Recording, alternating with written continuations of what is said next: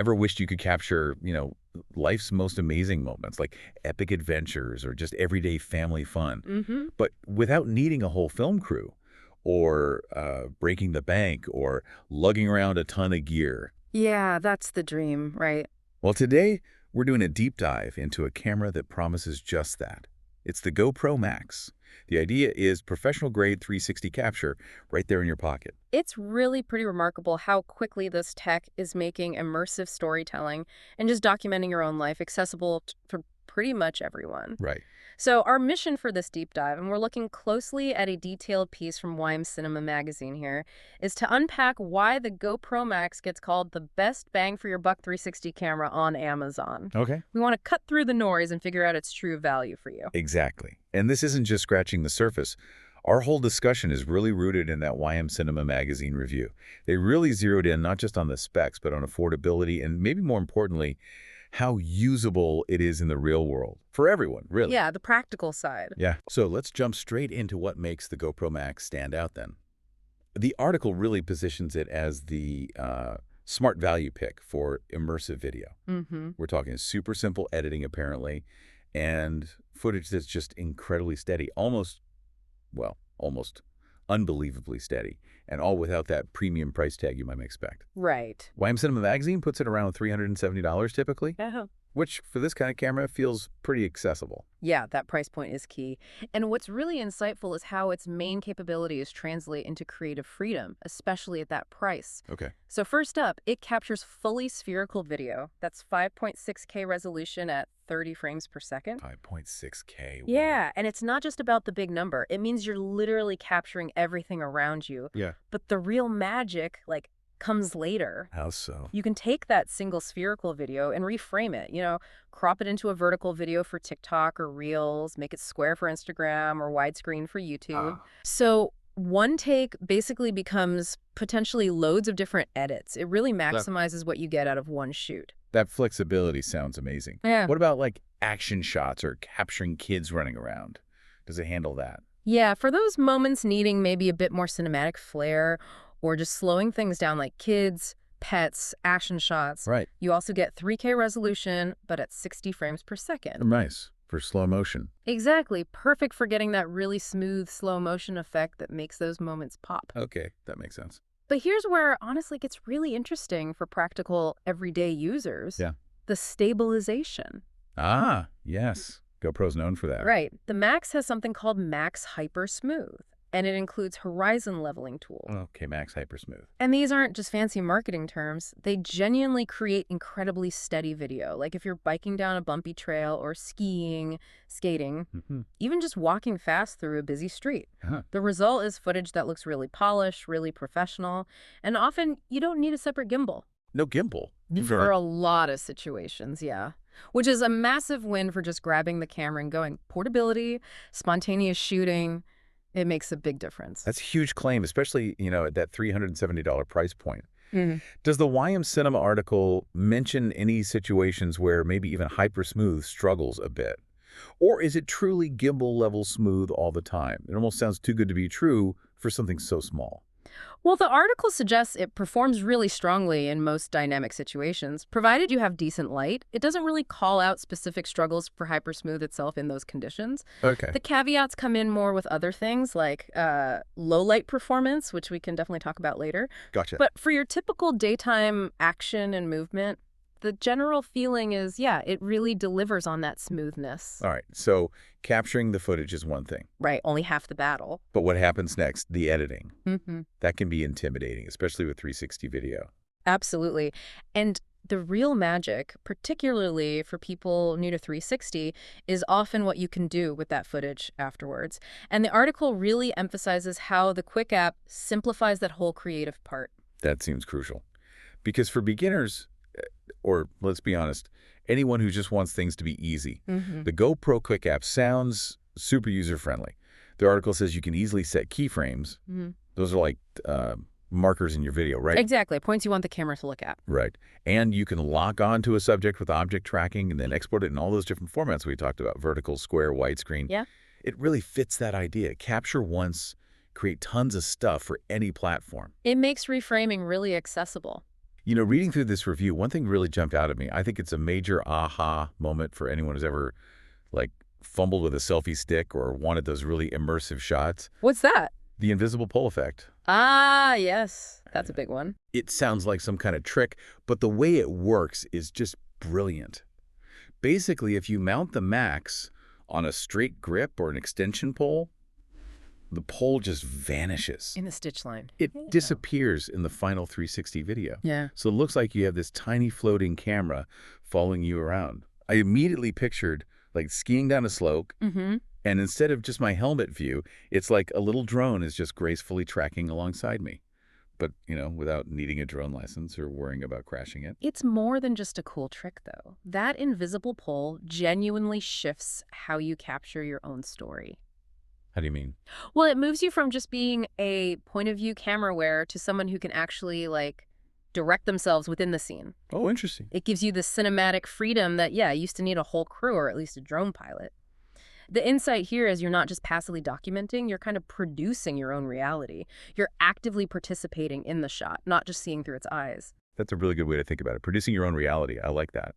And what about times when you don't need the full 360 view? Is it still useful? Totally. The camera is pretty versatile. It has a single lens mode. Okay. So you can just switch the Mac into acting like a familiar traditional action camera. Good for everyday clips, time lapses, situations where 360 is overkill. So it's like getting two cameras in one almost. In a way, yeah.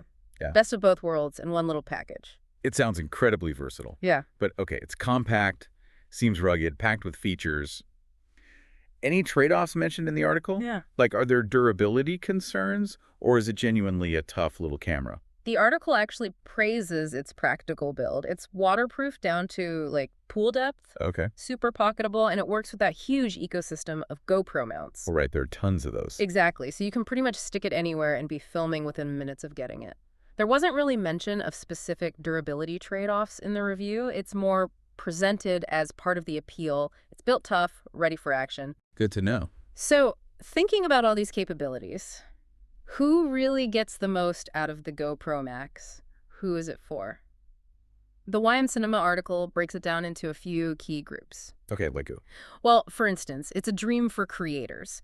People who want one camera to shoot POV, those third-person visible pole shots, and reframed edits, all for maybe just one outing. Makes sense. It's also great for families, capturing absolutely everything during trips, birthdays, pool parties, making sure nobody gets left out of the shot because it sees in all directions. Oh, yeah, the 360 capture solves the who's filming problem. Exactly. And then commuters, cyclists, motorcyclists, they find it really valuable for unique self-capture angles and just having that situational awareness recorded.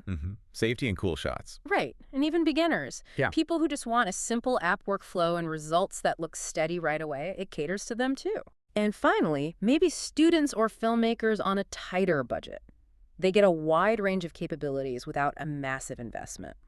So, thinking about all that, for you listening, which of those scenarios kind of resonates the most?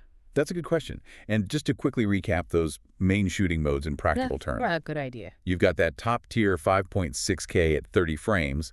That's best for overall quality and gives you the most flexibility for reframing later. Right. Maximum detail. Then there's 3K at 60 frames per second. Perfect for smooth, slow motion. Great for action or, kids and pets. Capturing those quick moments. And don't forget that single lens mode. Turns it into a standard action camera when you don't need the 360, giving you that extra flexibility. Covers all the bases. Okay, now let's dig into the real-world experience. What are people actually saying? Starting with the good stuff. What do verified buyers consistently praise about the Man X? Well, people definitely rave about the stabilization and that horizon control. Okay. They often say it makes even just casual, everyday footage look surprisingly cinematic. I can see that being a big plus. And the easy reframing in the Quick app is another massive hit, turning, one bike ride or one hike into several different videos for various platforms without much hassle. Yeah, that content multiplication idea. Exactly. And no surprise, that invisible pole effect gets mentioned constantly. People love how it looks like a friend or, a drone is filming them. It is pretty cool. Users also point out that the spatial audio is actually pretty good for casual use, and the wind reduction works well, which is obviously crucial if you're outdoors. Definitely need that. And overwhelmingly, the big recurring theme is just the strong value, how much camera and capability you get compared to some of the higher priced 360 models out there. So lots of positives. Yeah. But we need balance, right? Absolutely. It's important to have a balanced view. So let's look at the common critiques, too. What are the downsides people mention? Well, probably the most common one for many smaller sensor cameras, including this one, is low light performance. It really shines in bright daylight, but users who are maybe used to cameras with larger sensors might find the footage looks a bit softer, maybe noisier at night or indoors in dim light. It's a typical trade-off for getting that 360 view in such a small body. Oh, so like trying to film a birthday party inside a dimly lit restaurant, probably not going to be its strongest moment. Precisely. You'll get the shot, capture the memory, but it won't look as crisp or clean as your daytime footage. That's a fair expectation to set. Good practical example. What else? Battery life. It can take a noticeable dip in cold weather. Oh, right. Common for batteries. Yeah, so carrying a spare battery, especially for winter sports or cold weather trips, is definitely recommended. Hard tip. And while the Quick app is generally seen as user-friendly, there is a bit of a learning curve, especially when you start getting into the details of keyframing your reframes. It takes a little practice to get really smooth and intentional with it. Okay, so not instant pro, but manageable. Right. And lastly, lens care. Those bubble lenses need protection. The glass is exposed, so you really need to be careful with them and use the lens caps that come with it whenever it's off camera or being stored. Makes sense. Uh-huh. Got to protect the eyes. So yeah, those are considerations. They don't necessarily kill the value proposition for most people, especially given the price. Right. But it's important to know them going in, set those realistic expectations. Definitely. Okay, so knowing the pros and cons, how can someone maximize their Max? Here's where it gets really interesting. The article shared some pro tips to get the absolute best results. Yeah, let's get into those. First off, and this sounds basic, but apparently it's critical for 360. Keep those lenses spotless. Oh, absolutely crucial. Even a tiny smudge or fingerprint on one lens will show up everywhere in the final stitched video and kind of ruin that seamless illusion. Yep, clean lenses are non-negotiable for good 360. And for nailing that invisible pull technique. The key is using a perfectly straight grip or pull. Anything bent or with joints might actually show up in the stitch line. Okay, straight pull. Got it. And here's a subtle but really effective technique the article mentions. Frame with your body. Frame with your body? How? Instead of just pointing the camera on the pole, hold the pole low and maybe slightly forward, and then physically move your body to position the camera where you want it. It gives this really convincing floating camera feel, like it's just effortlessly tracking along with you. Ah, I see. So you're the gimbal in a way. Clever. What about editing in the app? Yeah, in the Quick app workflow, the strong advice is set your keyframes first. Okay. Get the camera movements locked in. Decide exactly what you want the viewer to be looking at and when. Then, once that story is set, go back and add things like speed ramps or transitions to give it rhythm and flow. Sequence matters. Get the framing right, then add the style. Exactly. It stops you from getting lost in effects before the core story is solid. Makes sense. And exporting. Have a strategy. Know where you're posting. Export vertical versions for shorts and reels, widescreen for YouTube, maybe square for Instagram feeds. Tailor the output to the platform. Right. Maximize how good your content looks everywhere by using the right format. Smart. Any tips for actually filming? Yeah, a couple of good ones.